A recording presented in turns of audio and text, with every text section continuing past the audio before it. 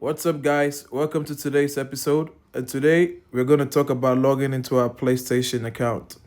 Now, first of all, we need to check if our controller is connected. We see the light and we know it's connected. We can do this either by signing in at the bottom here, click on sign in, and then we can log in into our account. But we're going to log in the settings instead. So we're going to go to settings and we're going to go to users and accounts. And here we're going to sign in. Once we click on signing in, we're not going to use the QR code. We're going to sign in manually because using the QR code means using our phone. So we're going to sign in manually with our email and password. Now we're going to input our email and password into the respective tabs and we're going to sign in.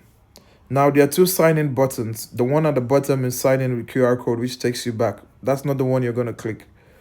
Right under the password tab, we have a sign-in button there also.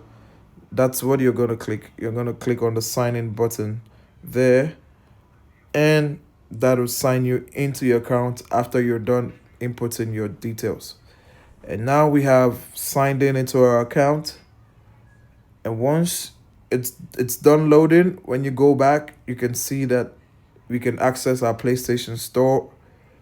We can access all other details that comes with a PlayStation account. That's how you log in into your PlayStation network. And that'll be all for today. Until the next one. See ya.